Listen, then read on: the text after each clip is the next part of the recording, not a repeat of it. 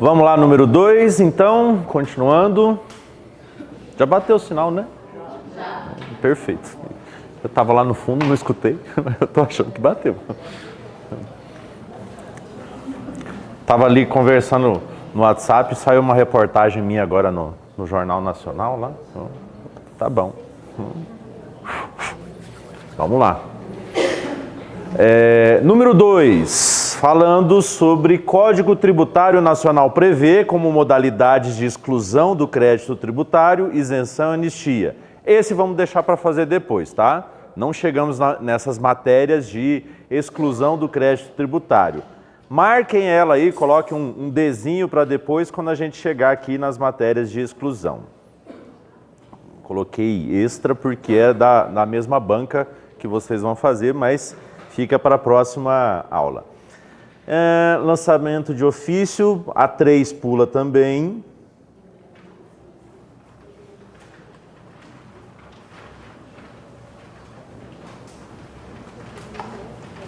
Podemos já falar da 4, que eu vou introduzir a matéria para vocês daqui a pouco. A 4 fala assim: conforme expressa a previsão da legislação que institui um imposto específico, esse deve ser lançado exclusivamente pela via de lançamento de ofício. Nesse sentido, em consonância com o CTN, o prazo decadencial para a realização de lançamento tributário desse imposto será de... aqui fica fácil de vocês memorizarem. Existem duas coisas, dois mecanismos para passar o prazo para o fisco cobrar. O primeiro é 5 anos de decadência, o segundo é 5 anos de prescrição. É só 5 e 5, fica fácil de memorizar, né? Em outras áreas do direito, esses prazos variam, né? Lá no direito civil vai ter prazo de 4 anos, 2 anos, 3 anos, 10 anos. Aqui no tributário está fácil de memorizar, 5 e 5. 5 para fazer o lançamento, a gente chama de decadência. 5 para fazer a cobrança, a gente chama de prescrição. Perfeito? Tranquilos? Vamos para qual que é a resposta correta. A, 2 anos? Não. B, 5 anos iniciando do primeiro dia do exercício seguinte àquele em que o lançamento poderia ter sido efetuado? C, 5 anos iniciando do primeiro dia do exercício seguinte àquele que o despacho do juiz tiver sido ordenado? D, 10 anos, já elimina. E, 5 anos iniciando da data da ocorrência do fato gerador, salvo se comprovada a ocorrência de dolo, fraude ou simulação. Aqui a resposta correta é a letra B. Ele não quer saber só os prazos, ele quer saber quando que começa o início do prazo. 5 anos. Então, o início do prazo, a gente vai ver, vai ser a partir do primeiro dia seguinte, a data que ele poderia ter sido lançado. Tá? Vamos falar de início do prazo geral e especial. O geral é esse letra B e o especial é o letra E. E a gente vai falar por que não é o letra E nesse caso aqui. Verificação dos fatos. Pula 5.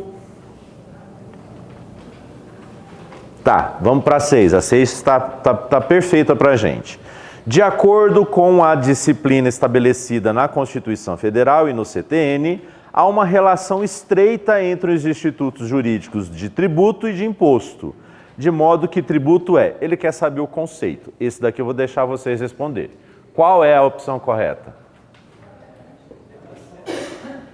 C de casa? C de coração?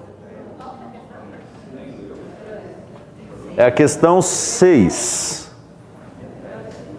Letra E, olha lá, ele está falando que tributo é gênero e imposto é espécie, sendo que imposto é o tributo cuja obrigação tem por fato gerador uma situação independente de qualquer atividade estatal específica relativa ao contribuinte, como ocorre, por exemplo, com a instituição de cobrança do imposto de renda. Tá certa essa? Tá certo. Então, olha as características que ele está falando. O tributo é gênero, o imposto é espécie. Tá certo? Tributo gênero, imposto é uma das 5 espécies, tá certo. O imposto é um tributo que a obrigação tem por fato gerador uma situação independente de qualquer atividade estatal específica. Lembra lá, o imposto ele vai pagar despesas, pagar serviços gerais, universais e não específicos. Para os específicos eu tenho as taxas, né? As taxas pagam serviços específicos. Os impostos pagam serviços gerais, universais. Relativo ao contribuinte, como ocorre, por exemplo, com a instituição da cobrança de imposto de renda. Ele, no final, deu o exemplo justamente de um imposto. Alguém marcou outra que gostaria de tirar a dúvida? Qual que é a letra? Letra E. O pessoal falou letra C. Vamos ver a C, o que tem. Espécie, o imposto é gênero. Ele inverteu logo no começo, né? O resto é tudo... e ele dá o conceito ali, o conceito de tributo para imposto. Olha só que questãozinha mais decoreba, né? Você tem que saber a diferença de um e de outro. É só quem não estudou para saber. Deixa eu ver o 7. Ok, vamos para 7. No Sistema Tributário Nacional Brasileiro, a Constituição Federal atribui a cada ente federativo competências específicas para criar e legislar sobre impostos. Portanto, a competência tributária para instituir impostos está dividida entre a União, Estados, DF e municípios. Sobre a competência tributária, as limitações constitucionais ao poder de tributar e a imunidade tributária, a Constituição dispõe. Então vai entrar um pouquinho de matéria de imunidade e também de limitações. Mas a maioria dá para vocês tirar pelo menos uma ideia. Vamos ver quais são as verdadeiras aqui. Item 1. É vedado à União, os Estados e o Distrito Federal, os municípios, exigir ou instituir tributos sem lei que o estabeleça? Qual que é o princípio? Princípio da legalidade. Então, esse é verdadeiro. É verdade? É verdade. 2. O imposto de importação de produtos estrangeiros é de competência da União? Lembra daquela listinha que eu fiz para vocês? É mais fácil você memorizar os municipais e os estaduais, que são 3 de cada, e o resto é tudo da União. Quais são os municipais? Vamos ver se vocês memorizaram. IPTU, ISS, ITBI. Memorizou os 3 municipais. Quais são os 3 estaduais? ICMS, IPVA e ITCMD. Ok? E os da União? Todo o resto. Né? Memorizem, use a técnica inteligente para memorização, né? Memorizem os mais facilzinhos, os menorzinhos e por exclusão todo o resto vai ser da União. Mas imposto de importação é da União. O 2 também é verdadeiro. 3. É vedado à União, os Estados, DF, municípios, instituir impostos sobre patrimônio, a renda ou serviços um dos outros. Essa já vou adiantar para você que está verdadeira. Por quê? É uma imunidade que existe, a chamada imunidade recíproca. Então, os entes não pagam impostos uns para os outros. Quando a gente estudar imunidade recíproca, a gente vai falar disso. Então, existe essa vedação. Está certa a 3. 4. O imposto sobre a propriedade de veículos automotores é de competência da União? Qual que é o nome do imposto? IPVA. Quem que é competente? Estados. Então essa está errada. Qual que é a opção correta?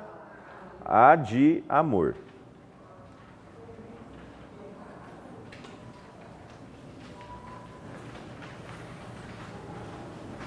Vamos deixar pular 8, que vai ser mais específica de imunidade.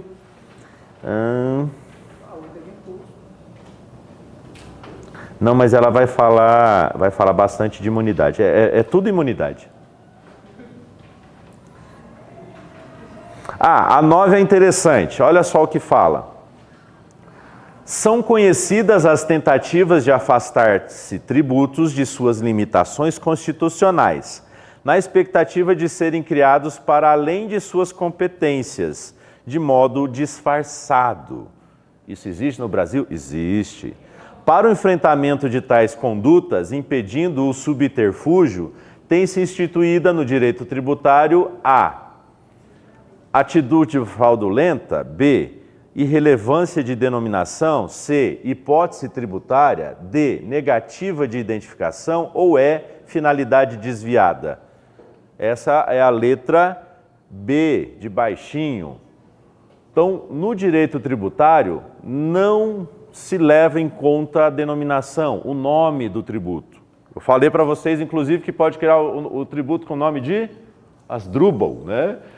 Você pode criar o nome que quiser. O que importa é o fato gerador. Então, tem muita gente que coloca, estamos criando um tributo que é irrelevante. Coloca lá o nome do tributo, tributo irrelevante. Tributo só para a classe alta. É o nome do tributo. Mas se o fato gerador fala que vai ser tributado todo o proprietário de bem imóvel urbano, a gente já sabe que ele está falando de IPTU. Tá? Então, nesse caso, o nome do tributo, tanto é, olha só que interessante, qual que é os três impostos estaduais mesmo? IPVA, ICMS e ITCMD. Sabe qual é o nome do ITCMD em Goiás? ITCD. Comeram um M ali. Qual é o nome do ITCMD na Bahia? ITC. Comeram duas letras lá. Então, o nome não importa. O que importa é o fato gerador. Então, sempre no direito tributário, vocês têm que prestar atenção no fato gerador. Pelo fato gerador, eu consigo descobrir qual é o tributo, qual é o imposto. Então, aqui é a letra B na 9. 10. Não, 10 vamos pular porque a gente vai na matéria de capacidade tributária. Tá, 11. 11 dá para a gente ver. As que a gente está pulando, vocês anotem aí que a gente vai voltar nelas, tá? Determinado município instituiu tributo com as seguintes características: prestação pecuniária compulsória em moeda que não constitui sanção de ato ilícito, instituída em decreto municipal e cobrada mediante atividade administrativa plenamente vinculada. A criação desse tributo fere o Código Tributário Nacional, uma vez que deveria haver instituição em lei. Por quê? O que ele disse ali? Faltou a parte do previsão em lei. Lembra que o tributo tem 5 aspectos, 5 características. Ficou faltando justamente essa que a gente viu. Se você dividisse ali, ia ver que faltou essa parte. Ele simplesmente pegou o artigo 3º e tirou um pedacinho. Para saber qual estava faltando, é só você lembrar dos 5 e... Ah, ele botou o decreto também? Eu pulei essa aqui. Decreto municipal. Eita, colocou a determinado município. Não, o meu pulou aqui. Ah, não, eu li, tá aqui. Instituído em decreto municipal, tá certo. O decreto municipal é a pegadinha. Letra D, então, é prever prestação, indicar, constituir, possibilitar. Não, é o decreto mesmo. Vamos ver aqui do Joãozinho aqui se pode. A 11 é a letra D, de dado.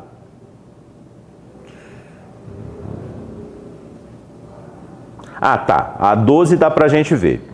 Joãozinho, menor impúbere, vende e remete grande quantidade de produtos ilícitos na internet, recebendo os valores correspondentes.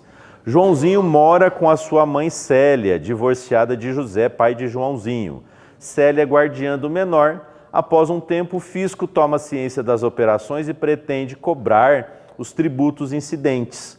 Nos termos do CTN, o tributo correspondente à operação é: primeiro, ele é devido ou indevido? Devido ou indevido? Devido. Ele é devido. Uai, mas o tributo, as atividades do Joãozinho não são ilícitas, tá, mesmo sendo ilícitas, se faz um fato gerador que está previsto na lei, vai ser tributado. É o princípio do pecunia non olet. Ele vem sendo roubado, ele tem que ser tributado. Vai ser tributado porque ele praticou o fato gerador venda, né? Então, nesse caso é tributado. Então, atividades que se encaixam dentro do fato gerador, não importa se são lícitas ou ilícitas, vai ser tributado. Mas esse fato gerador venda, só se for com nota fiscal, só se for da forma correta? Não, Qualquer forma, se for informal. Exato, todo tipo de venda incide, porque o fato gerador é a circulação de mercadorias, né? A circulação é a troca de titularidade. Trocou de mão, Trocou de dono, incide. Se eu não gero a nota fiscal, o cupom, eu estou sonegando, né? Eu não estou declarando aquilo. Eu pratiquei o fato gerador, mas eu não informei, eu não recolhi. Então aqui eu estou praticando o crime de sonegação. Vai ser cobrado? Vai. E eu ainda vou ter penalidades em cima por não ter feito do jeito correto, né? Eu tendo feito do jeito correto, eu só pago o tributo. Eu fazendo do jeito errado, além de pagar o tributo, eu vou pagar multa, etc, etc. E ainda posso responder por um processo de criminal tributário de sonegação.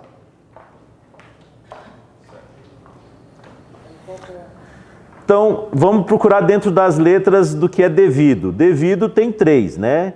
É devido, mas somente pode ser cobrado. Agora, a segunda parte da questão quer dizer de quem que pode ser cobrado. C, devido, mas somente pode ser cobrado de Joãozinho. Joãozinho é menor. Vamos D. Devido, podendo ser cobrado de Joãozinho, Célia e José, se Joãozinho não tiver patrimônio suficiente, desde que seja configurada ação ou omissão do responsável. É devido, mas somente de Joãozinho e Célia, que tem a guarda de Joãozinho. Não, é a letra D mesmo, né? A maiorzinha ali acaba sendo a correta. Pode ser cobrado do Joãozinho se ele tiver patrimônio, ele é menor, mas ele responde. Lembrando, a capacidade civil é diferente com capacidade tributária. Capacidade civil, até os 18 anos, eu não sou responsável. Capacidade tributária independe de idade. Praticou o fato gerador, eu sou responsável, tá? Eu sou o contribuinte.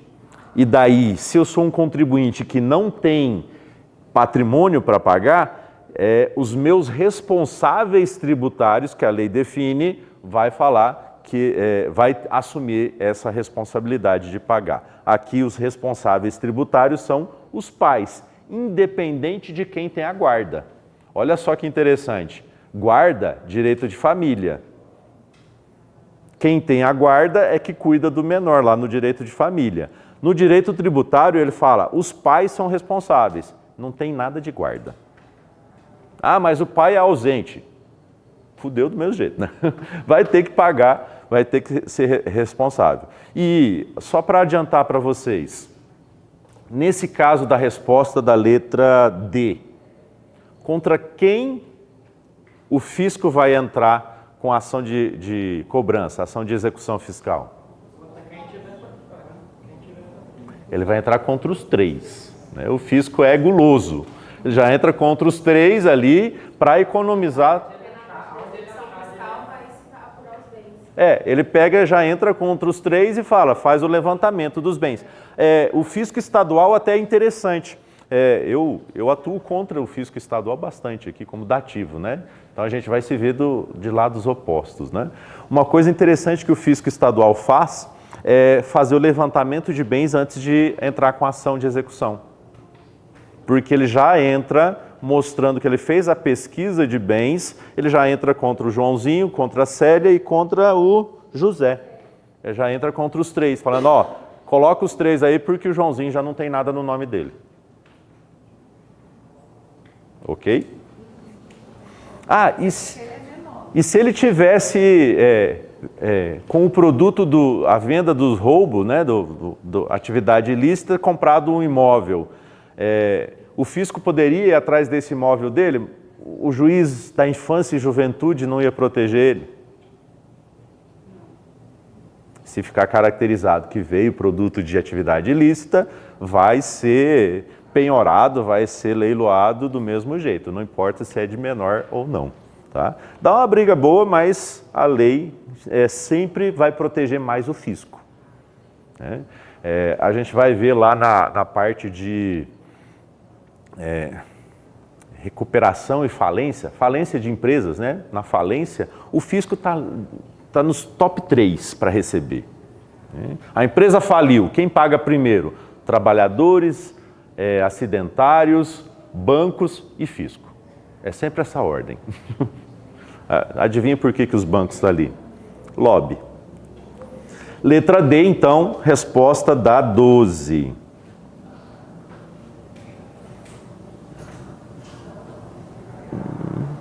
Deixa eu ver a 13 aqui. A 13 dá para a gente discutir. Olha o que ela diz. Determinada lei estadual estabelece que será cobrada taxa pela prestação de serviço de alteração de registro e expedição de certificado de veículo automotor, quando decorrente de transferência de propriedade, calculada segundo o tipo, a potência, o ano de fabricação do veículo. Consideradas as disposições constitucionais e legais pertinentes, bem como a jurisprudência do STF, a cobrança da taxa em questão, nos termos da referida lei estadual, já vou economizar, vamos lá para a letra E. Essa taxa é ilegítima, uma vez que se baseia unicamente em elementos que não guardam correlação com o serviço prestado, sendo afetos à condição da pessoa ou aos bens isoladamente considerados. Então, a taxa ela tem que ser cobrada por uma contraprestação de serviços, e não porque eu tenho um bem, não porque eu sou pessoa tal. E é o que o item disse ali. Ela está sendo cobrada por causa de um veículo. Ela se baseou no veículo, não baseou em troca de um serviço prestado, né?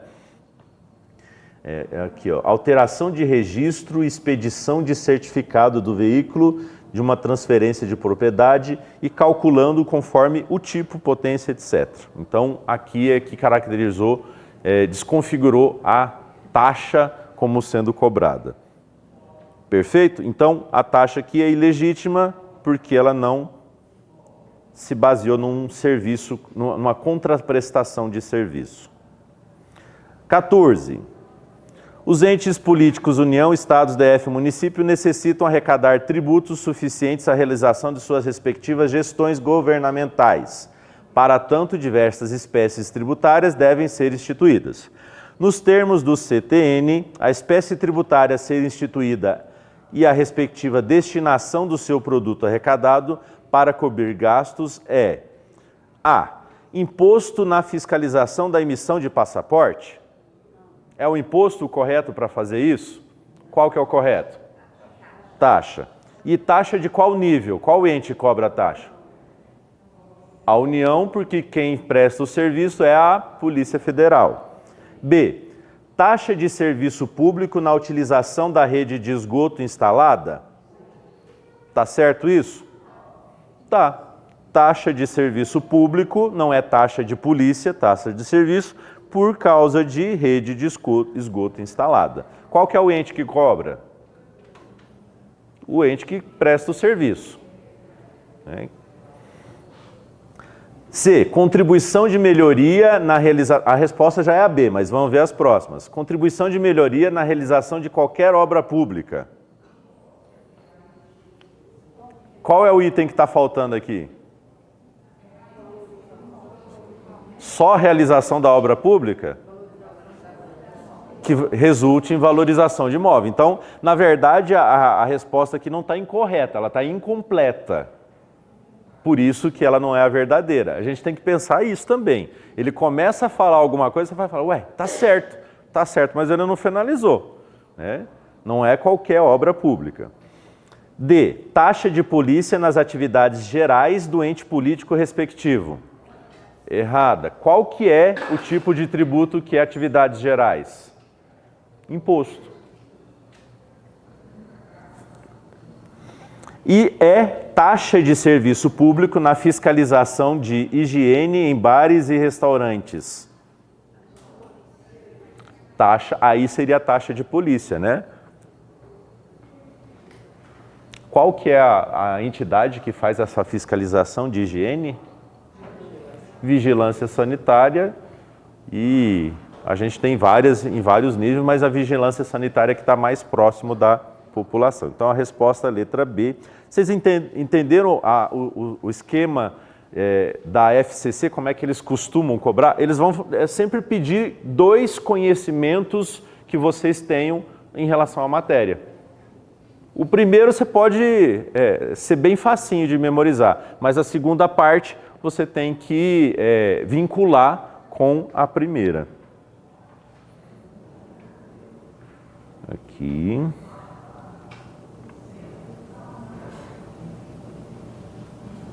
Essa vamos deixar, vou passar para daqui a pouco. A 15 pula. E a 16... Tá, a 16 dá para a gente falar. A União publica no seu Diário Oficial decreto concedendo isenção de ICMS a diversos produtos da cesta básica, no intuito de reduzir os preços ao consumidor final.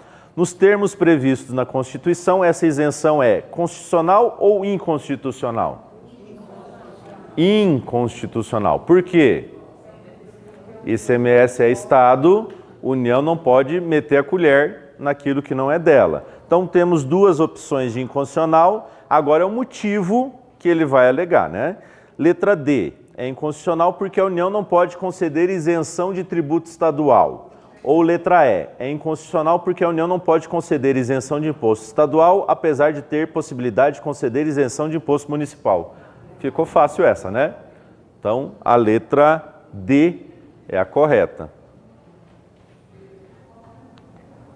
Quem acertou tudo? Eu não fiz. Vou fechar aqui e vamos para a próxima.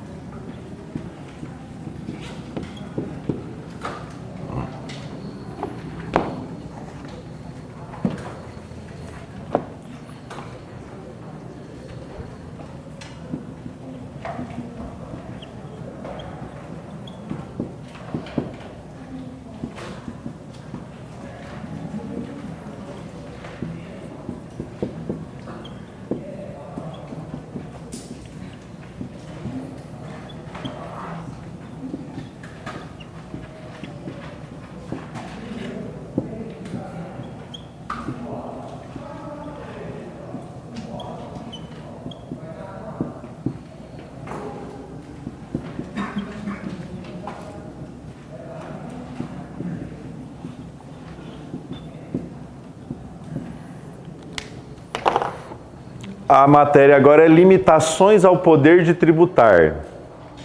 E dentro dessa matéria a gente vai falar de princípios tributários e de imunidades tributárias. O primeiro deles e o mais extenso é aquele que vocês já conhecem.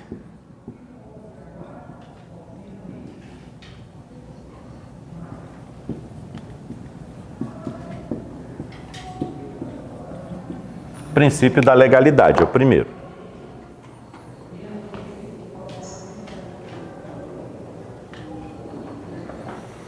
Antes de tudo, uma pequena introdução. Por que o Estado tem que ser limitado ao poder de tributar dele? Por que isso está na Constituição, naquela nossa lei maior, lá no topo da pirâmide? Porque se ele não fosse limitado, ele tributava tudo que a gente tem. Já com as limitações, ele está levando 40% da nossa renda. Inclusive hoje é um dia especial, né? Hoje é o famoso 143, dia número 149, né? Dia do ano. Aquilo que a gente trabalhou até hoje foi para pagar imposto. Daqui para frente é nosso.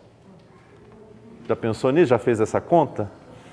Hoje é o famoso dia sem imposto.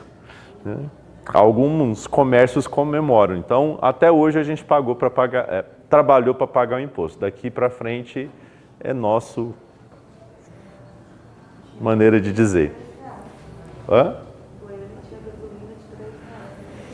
Gasolina, tem uns sites da internet que estava fazendo promoção, né? Então sempre lembre disso. 149 dias do ano a gente trabalha para o governo. Já ganha pouco e esse pouco ainda é descontado. E colocaram isso na Constituição por quê? Porque é mais difícil de tirar, de modificar e todo mundo tem que seguir. Então colocaram essas limitações e elas se desdobram, elas aparecem de duas formas. Os princípios, que são orientações gerais, podem ser interpretadas pelo STF, pelo Judiciário, e as imunidades. Imunidades são geralmente pessoas jurídicas, nunca vai ser imunidade pessoa física, pessoas jurídicas que não são tributáveis em impostos. E alguns itens, alguns bens, alguns objetos que também não são tributados, tá? Então a gente vai ter essa situação, princípios todos têm que seguir, são como regras gerais, imunidades eles estão vedados de chegar perto. A gente começa com o primeiro princípio da legalidade, e a legalidade primeiro a gente tem que falar que para um tributo ser, qual que são os 5 verbinhos que eu falei para vocês?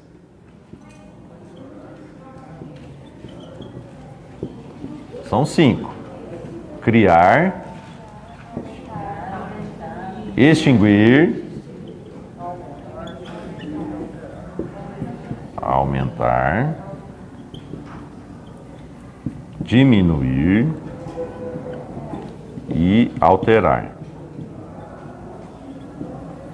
Para fazer essas 5 coisas, o tributo precisa de lei. É isso, ele precisa de lei. E existem alguns tipos de lei que a gente vai explorar agora, que já dei a introdução para vocês, que é lei ordinária, medida provisória e lei complementar. Essas são as leis básicas que a gente vai falar de criação de tributos. E quando eu falo criar, já vem todos os outros verbos a tiracolo. Uma lei ordinária, que é a padrão, a regra geral. A lei ordinária cria o tributo. O tributo vai ser extinto. Eu quero acabar com aquele tributo. Ele só consigo extinguir ele por meio de outra lei ordinária. Uma lei só deixa de existir por meio de outra lei. E para alterar, eu vou precisar de outra lei ordinária. Então, o tributo foi criado por uma lei ordinária. Eu quero alterar ele, vai ter que vir outra lei ordinária. Eu quero extinguir, acabar com ele, tem que vir outra lei ordinária. Ah, mas eu quero aumentar ele, outra lei ordinária. Quero diminuir, outra lei ordinária. Quero aumentar de novo, outra lei ordinária. Então, é sempre assim, uma lei que vai modificando a outra, sempre valendo a última. Ficou fácil de acompanhar esse raciocínio? Sempre por meio de lei, para fazer essas 5 coisas. A pegadinha agora. E se o tributo for criado por lei complementar? Ela pode ser alterada por meio de lei ordinária? Somente por meio de lei complementar. Ela pode ser aumentada por meio de lei ordinária? Então a lei de mesmo tipo, ela pode fazer todos esses verbos com outra lei de mesmo tipo, tranquilamente. Ah, mas foi criada por meio de lei ordinária, pode ser aumentada por meio de lei complementar?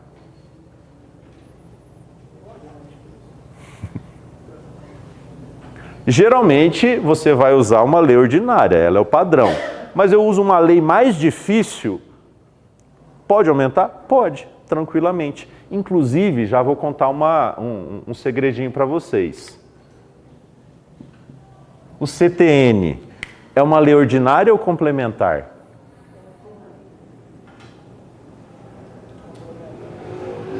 Abram aí, abram o CTN, coloque aí, CTN no seu Google. Vamos ver o que diz. O que está escrito lá no título dele, né? Só colocar CTN no Google, o primeiro link planalto.gov.br, Clica aí e leiam para mim o número da lei e o ano. Mas o número da lei? Lei 5.172 de... Novinha, né? Todo mundo aqui estava vivo nessa época, né? É uma lei complementar ou ordinária? Como é que eu sei disso? A lei complementar vai estar escrito lei complementar. A lei ordinária só está escrito lei. Ela é lei complementar ou ordinária? Ordinária. Mas hoje, para mudar ela, eu só consigo por meio de lei complementar. Por quê? Porque a Constituição, olha só, a Constituição veio em que ano? 88.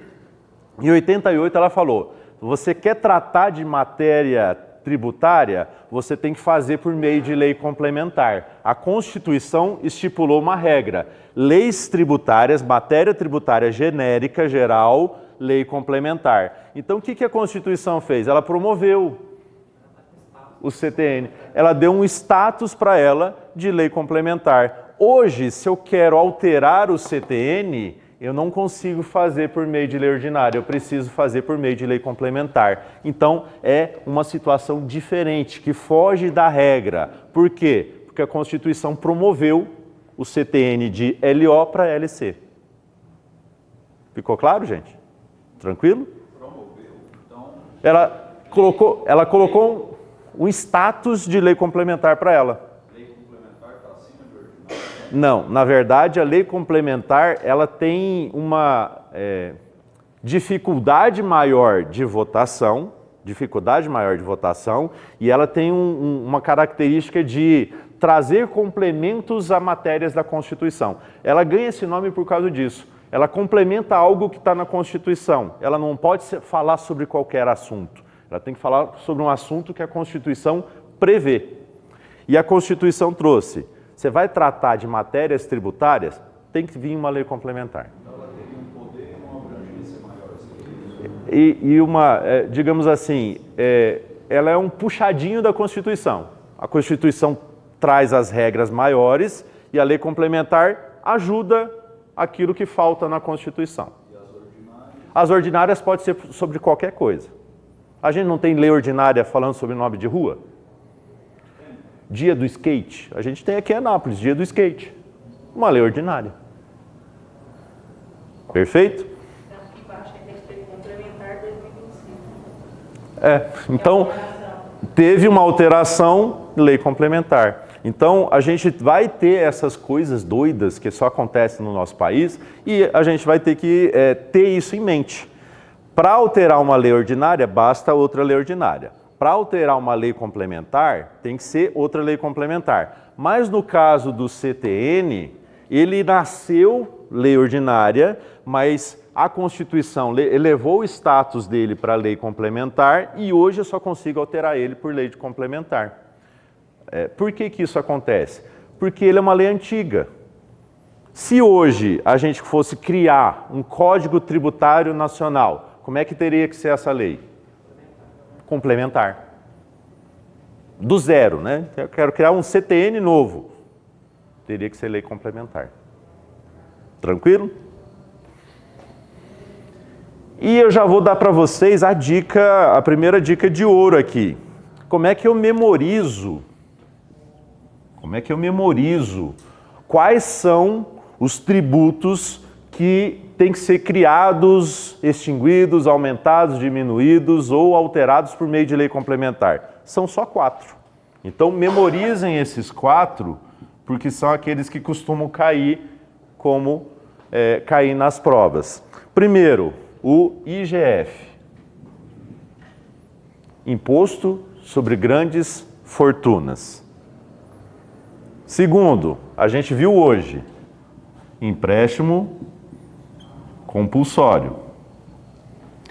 Terceiro, os impostos residuais.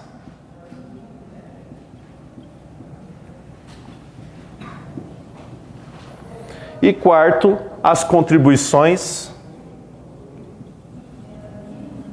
sociais residuais.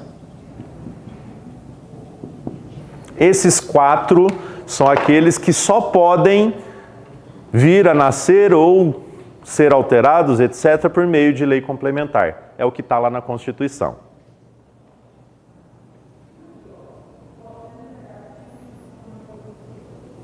Por que que eu trago esses 4 e não todo o resto?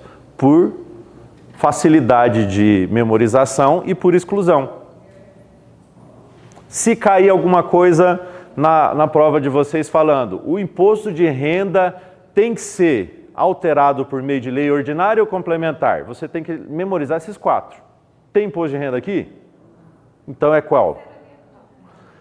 Impostos residuais e contribuições sociais residuais.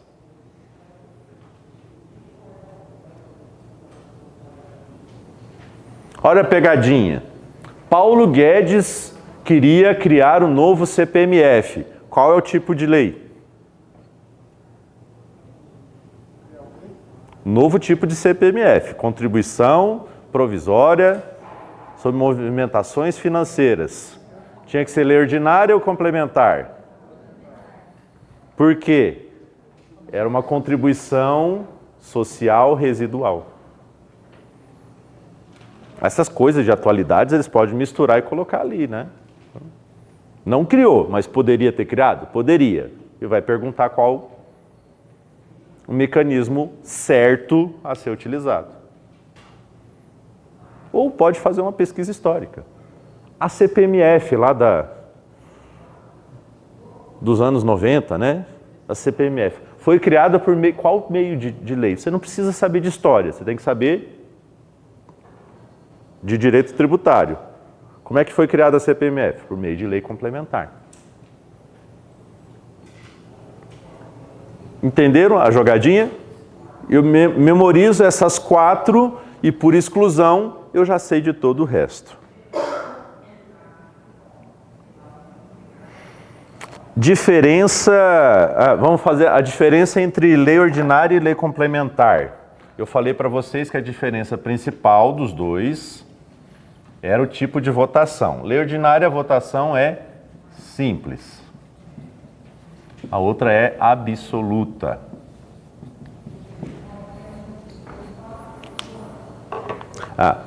Aqui eu estou falando de maioria, tá? Maioria.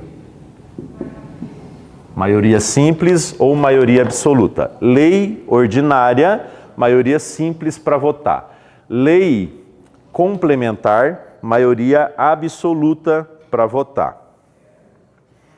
E qual é a diferença entre maioria simples e absoluta? Para eu saber a diferença na hora de votação. A maioria simples, eu preciso de mais da metade dos votos dos presentes. Mais da metade dos votos dos presentes. Então abriu a sessão, vamos falar da Câmara de Vereadores. Quantos vereadores a gente tem aqui em Anápolis? É mais de 10? Vamos colocar que a gente tem 21 vereadores. Não lembro o número, estou perguntando justamente porque eu não sei. 27? Tá, então vamos colocar 21 para ficar um número legal. Dos 21, digamos que tenham presentes na sessão de votação, tenham 15. Quantos votos eu preciso para aprovar uma lei de maioria simples? 8. 8 votando, a lei é aprovada. A lei, ela vai ser votada independente da quantidade de pessoas que está ali ou não. Fechou o quórum para iniciar a sessão, a maioria que votou, a lei foi aprovada. Então, se faltar gente, se sair gente do plenário e tal, a lei vai ser votada, maioria simples. Agora, e a maioria absoluta? É mais da metade dos eleitos. Então, nesse caso, se a lei aqui na Câmara de Vereadores, se ela for por uma votação, foi uma lei complementar, votação de maioria absoluta, e só tem 10 pessoas ali, ela consegue ser aprovada? Porque se tem 21, precisaria de 11 votos para ela ser aprovada. 11 votos favoráveis, né? Não é nem 11 presentes, 11 votos favoráveis. Então ela não conseguiria nem ser votada ali, porque não teria quórum para votação absoluta. Lá no Congresso, que é 513, esse eu sei, né? 513 deputados, né? Tem as votações de maioria simples, metade dos que estão presentes na sessão, e a votação por maioria absoluta, metade dos eleitos lá. Então é mais difícil de passar uma lei complementar, porque ela trata de assuntos mais de aplicação geral. Perfeito? Mas se cair na prova que a lei complementar ela tem uma hierarquia superior, não vão por esse caminho, tá? Ela não tem hierarquia, uma não manda na outra, né? Ela só tem tratam de matérias diferentes e elas têm tipos de votação, aprovação de maiorias diferentes, tá? Mas elas estão no mesmo patamar de hierarquia. 23? Ó, aceitei mais perto do que você.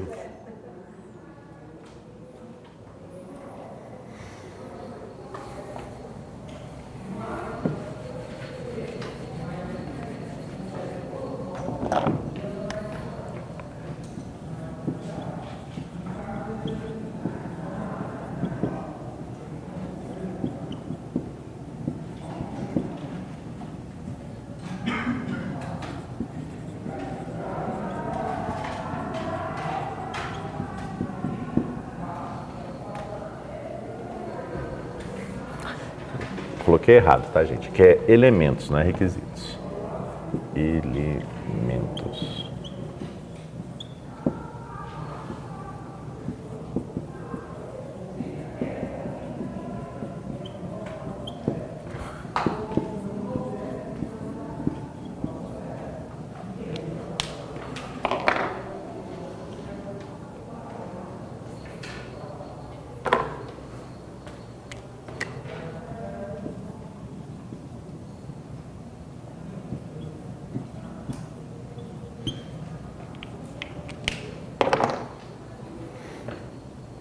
A lei tributária, né, ela tem alguns elementos que são obrigatórios. Tem que constar dentro da lei 5 elementos obrigatórios. Se não existir esses elementos dentro da lei, essa lei é inválida, ela é incompleta, ela não tem validade.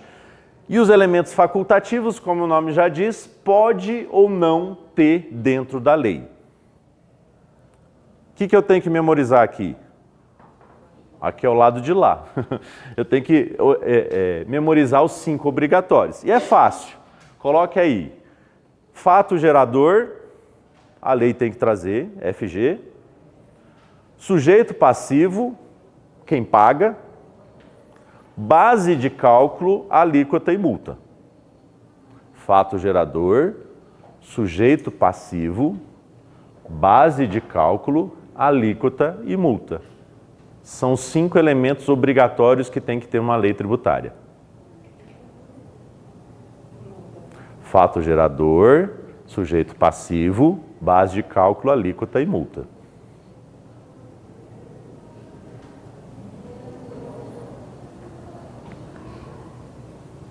Se faltar algum desses tipos, a lei é inválida, ela é ineficaz, ela não tem eficácia, ela não tem validade. Ela não é aplicada no dia a dia, não pode ser aplicada. Imagina que eu falo fato gerador, mas eu não trago a alíquota.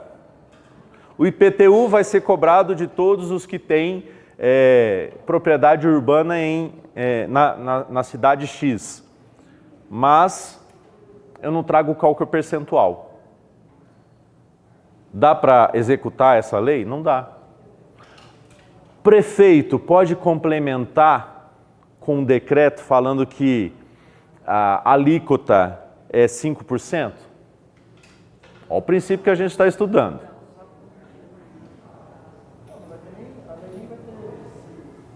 A lei primeiro está eficaz, mas o prefeito fala, vou complementar, decreto do executivo, vou colocar a alíquota lá que está faltando na lei. Não pode. Esses 5 elementos aqui, por serem obrigatórios, eles têm que estar dentro da lei. Só pode ser alterados, incluídos ou aumentados, no caso da alíquota, da base de cálculo, por meio de outra lei. Então, eles têm que constar. O que é o fato gerador? Fato gerador é a atividade da vida real que vai ser tributada. Você ser feio, por exemplo, né? Todas as pessoas feias vão ser tributadas a partir de hoje. Qual vai ser sujeito passivo? Sujeito passivo, a pessoa que se encaixar nos critérios de feiura. Base de cálculo, né? Vamos colocar a base de cálculo o quê? O salário do feio. Alíquota, vai pagar 100%. Não, 100% é confisco, né? Vai pagar 5% por ser feio. Multa, se não pagar o tributo, a multa vai ser de tantos por cento. Então, um exemplo bem bobo, mas para memorizar, para vocês ficarem com ele na cabeça, tá? Por outro lado, os elementos facultativos são 3, mas podem incluir mais. 3 é o que o CTN traz, tá? Anotem aí. O prazo para pagamento. Prazo para pagamento. As obrigações acessórias.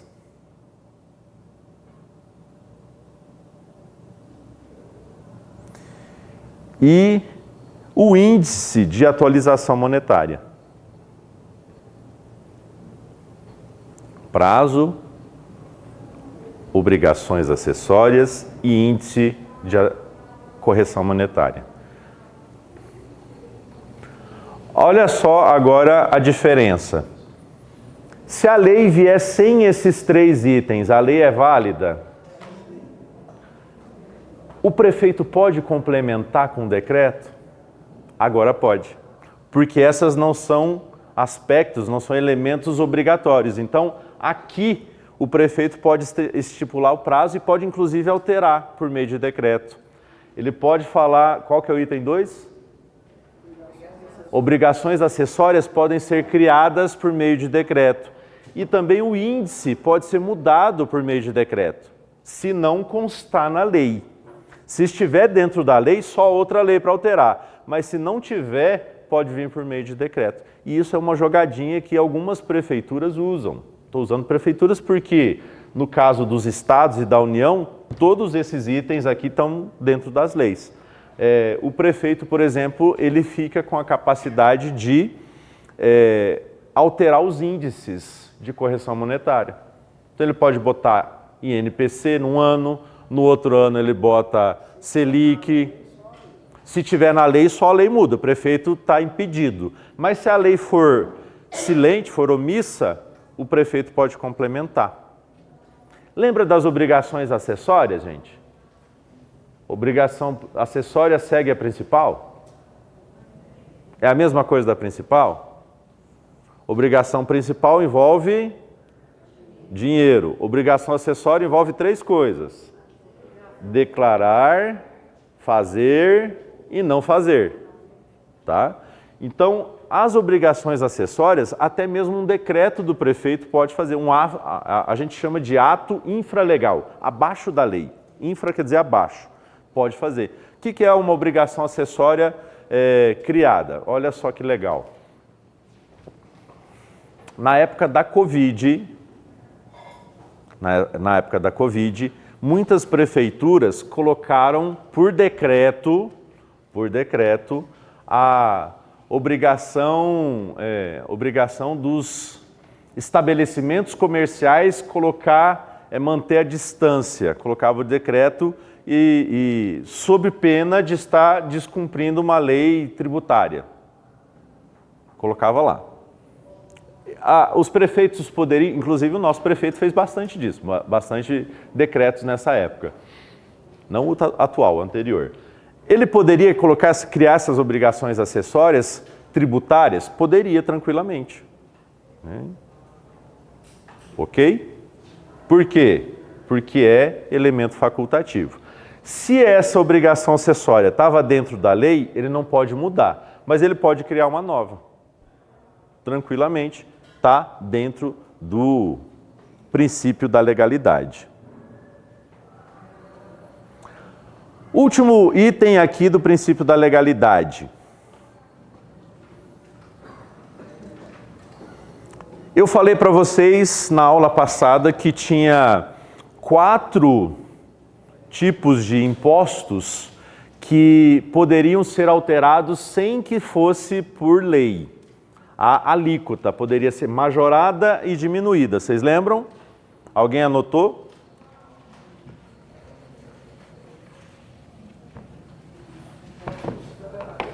Então, eu falei de alteração de alíquota sem lei. Não, vou colocar aqui. Alteração de alíquota, exceção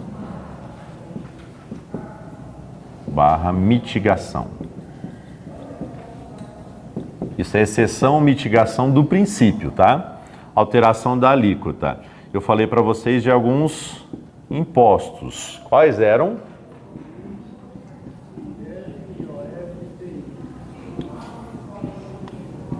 A gente vai acrescentar nesses mais agora 2 contribuições. Além dos impostos federais, existem 2 contribuições que entram nessa regra. Anotem aí. A CID combustíveis e o ICMS combustíveis.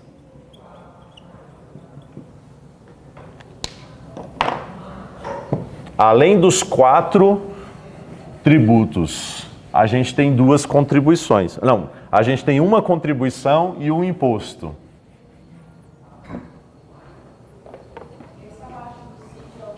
ICMS. Ficou ruim, né?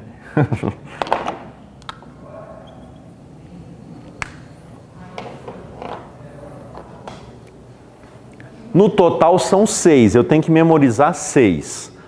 4 são impostos federais, eu falo da União. Eu vou ter uma contribuição que é federal também, é o da União. E eu vou ter um imposto que é estadual.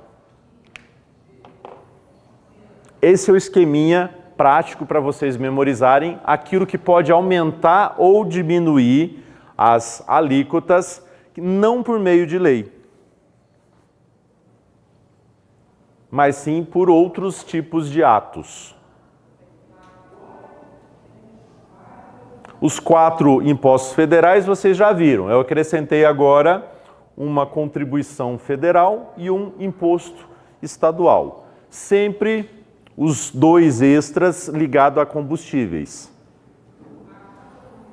O que eu tenho que memorizar também? O tipo de ato que vai alterar, vai subir ou baixar as alíquotas. Aqui é só a alíquota, tá, gente? É só o percentual. Lembra daqueles 5 itens obrigatórios? A alíquota é só um deles. Então, é só uma dos componentes que podem ser alterados. Aqui vocês já ficam atentos para a pegadinha. Ele vai falar que, de acordo com o princípio da mitigação, do princípio da legalidade, pode ser alterada a base de cálculo do IPI. Pode ser alterado o fato gerador do imposto de exportação. Não pode. É só a alíquota, né? Está lá 5%, aumenta para 7%, diminui para 3%, só isso, tá? Então, essa é a exceção. Qual que é os atos aqui desse lado de cá? Qual que é os atos que podem alterar? Eu já falei para vocês também, né? Decreto do presidente ou decreto presidencial ou portaria do ministro da Fazenda. Decreto presidencial ou portaria ministro da Fazenda.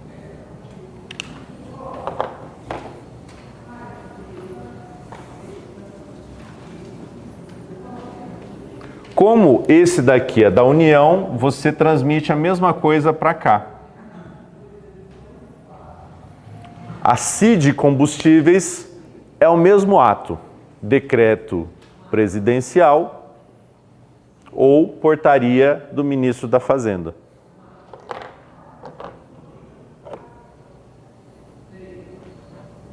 O único que escapa daqui vai ser esse estadual. E aqui é uma pegadinha que a gente já vai começar a trabalhar nela.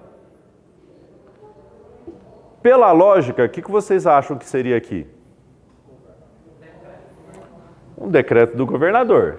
E essa lógica que eles vão tentar te derrubar. Por quê? O ICMS ele é tão diferente que para mudar as alíquotas dele, não é cada estado que está autorizado a mudar, por causa da guerra fiscal. Então, toda vez que for mudar as alíquotas, tem que mudar de todos.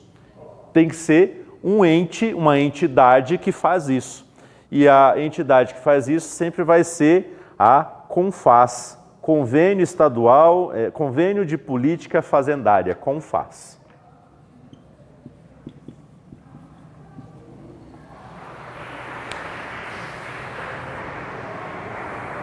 Falou de alíquota de ICMS, alteração da alíquota de ICMS, você já pode ir na opção que está aparecendo no CONFAZ. Isso eu já tenho quase certeza. Ele vai dar 10 opções, uma delas vai estar escrito CONFAZ. É a opção correta. Ah, professora, tem 2. Daí você vai ter que ler. Vai ter que ler completa, o que cada uma está falando. Mas geralmente, uma das opções está aparecendo CONFAZ. Ele vai aparecer lá que é o governador, vai falar que é a Assembleia Estadual, vai falar que é o Lula e vai falar o CONFAZ. Você já vai direto no CONFAZ, já elimina um tempo precioso das outras questões aqui, tá? Então, esses 6 aqui podem alterar só a alíquota, não todos os elementos, só a alíquota deles, por meio de atos infralegais, que não são lei. Os federais, os da União, relacionados à União, ou o presidente mete um decreto, ou o ministro da Fazenda mete uma portaria. Quando eu estou falando de ICMS combustíveis, Estado, é o CONFAZ que vai subir ou baixar. Perfeito, gente? Tranquilo? Esse é o princípio da legalidade, a gente finaliza ele aqui. Dá tempo de ver o da anterioridade, antes de vocês desmaiarem.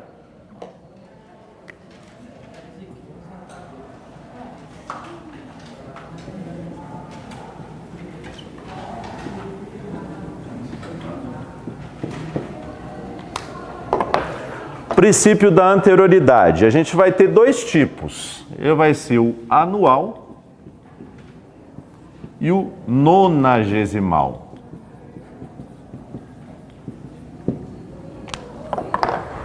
O que é o princípio da anterioridade? Tente entender o conceito. É um prazo que é dado após a alteração ou criação ou alteração de um tributo. Então, eu vou me acostumar com aquele novo tributo, eu vou ter um prazo para me acostumar, ou 2. O anual quer dizer que vai começar a valer aquele tributo, não daqui a um ano, mas no começo do ano seguinte. Sempre no dia 1º do ano seguinte. Então, se eu criar um tributo novo que é obrigado a seguir essa regrinha do anual, se eu criar ele hoje, que dia é hoje? 29 de março, vai começar a valer dia 1º de janeiro. Ok? Pela regra do anual, eu tenho alguns meses para me preparar, psicologicamente. Mas e se criar em 31 de dezembro e for seguir só a regra do anual? Ele começa a valer no dia seguinte, dia 1º de janeiro. Por isso, criaram uma outra regra. Nonagesimal quer dizer 90 dias.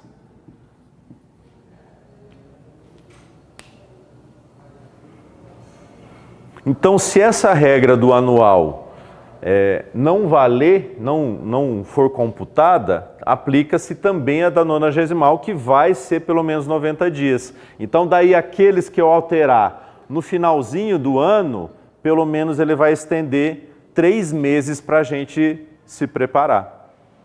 Perfeito? A maior parte, e isso anotem aí, A regra geral é aplicar os dois. Aplicar os dois. A regra geral. Aplicar os dois.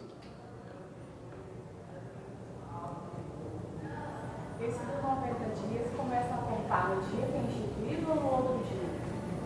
Vai da publicação da lei. A lei é publicada hoje, entra em vigor hoje, começa a contar o prazo. A lei geralmente traz. Essa lei é publicada hoje, mas o tributo vai começar a sua cobrança nova a partir de 90 dias ou a partir da data tal. A lei vai trazer o prazo. É porque tem a data de vigência, de publicação, a vacatio legis, que a gente vai ver sobre isso lá no direito civil, né? Infelizmente vocês vão ter direito civil comigo também. A vacatio legis e tem o prazo de validade do princípio da anterioridade, que daí a lei também vai ter que trazer.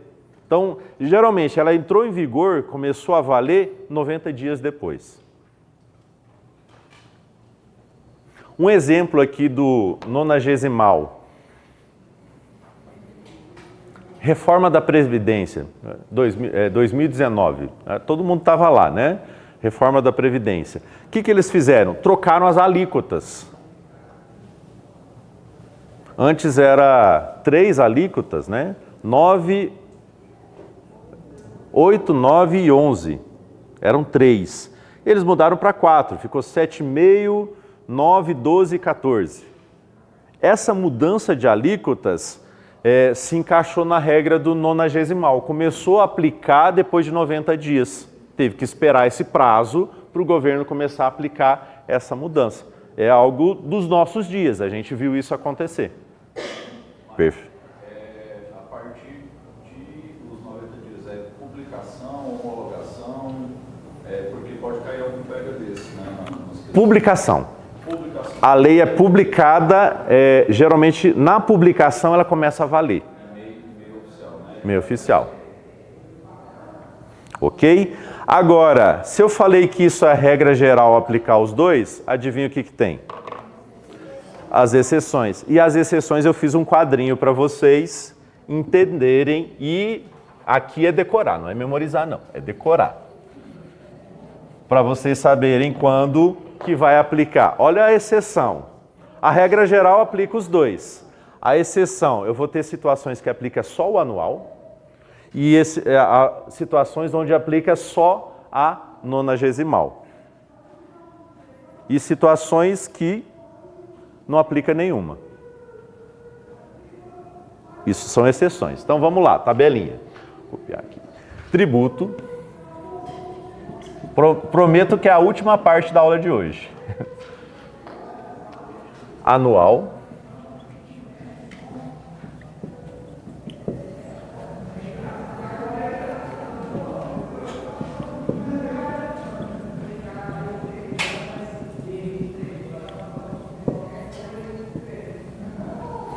Então, na primeira linha, eu vou colocar aqui. Vou até usar uma cor diferente. Não e não. Na segunda linha,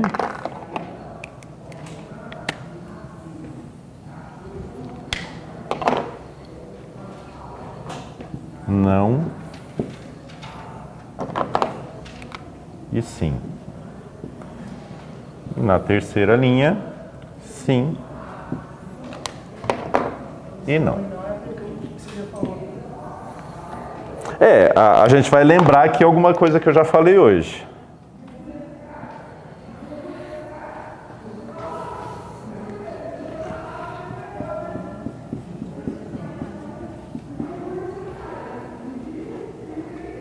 IEG.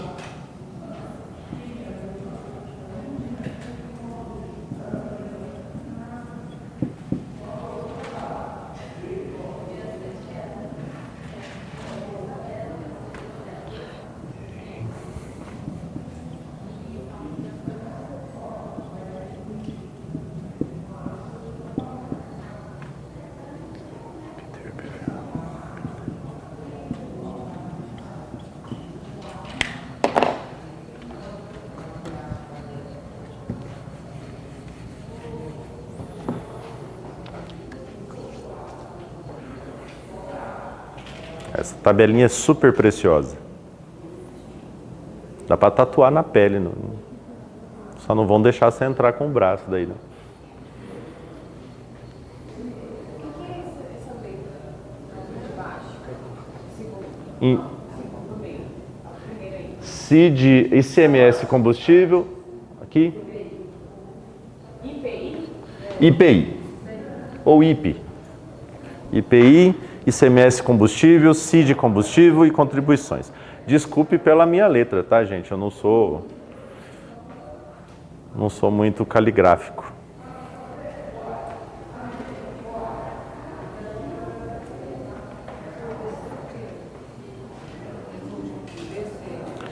Base de cálculo. Base de cálculo do IPTU e do IPVA.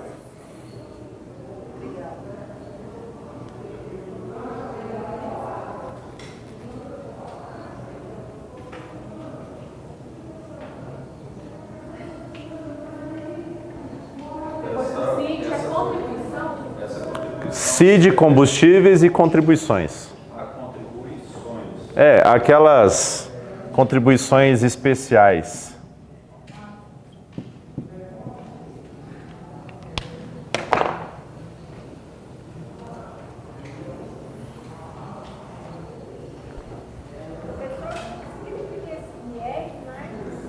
O IR, imposto de renda, mais, quer dizer, base de cálculo, BC, de PVA e IPTU.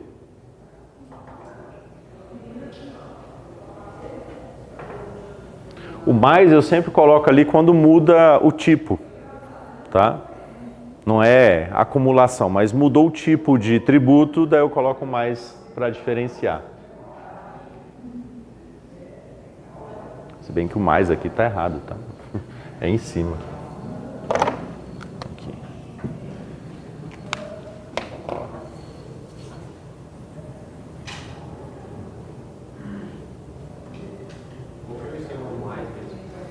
O mais é quando muda o tipo de tributo. Então aqui eu estou falando de impostos e aqui passou para empréstimo compulsório. Aqui eu estou falando de imposto, né? IPI, ICMS, e aqui eu passei para contribuições. Aqui eu estou falando de imposto, aqui eu mudei para base de cálculo de imposto. Se colocar ou, fica errado? Não. O vírgula também dá a mesma coisa, é só para diferenciar mesmo o tipo.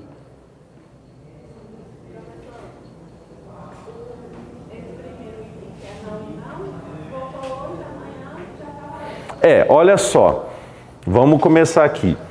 Esses daqui, se alterar hoje, a gente está falando do princípio da anterioridade. Não vai aplicar nem anual, nem a nonagesimal. Então, fazendo a alteração deste tipo de tributos, começa a valer na hora. Tá bom? Alterei o imposto sobre importação. Começa a valer anterioridade anual, nonagesimal, não olha, começa aqui. Além disso, olha só, essa alteração na hora tem que ser feita por meio do legislativo, tem que ter a votação lá, fez a alteração, está valendo. Então, alterou alguma regra na base de cálculo desses aqui, está valendo na hora. O IEG, Imposto Extraordinário de Guerra, existe? Não. Foi criado hoje, começa a valer hoje. Perfeito? Não tem um prazo para aguardar. Empréstimo compulsório, lembra lá? Criado por meio de quê? Qual que é o instrumento? Lei complementar. A lei complementar foi aprovada hoje. Começa a valer a partir de hoje. Oi? Só para os dois primeiros, empréstimo compulsório. Como assim? Do guerra e calamidade pública. Exatamente. Tem esse. Não, mas aí a gente estava falando do investimento nacional não entra, tá bom?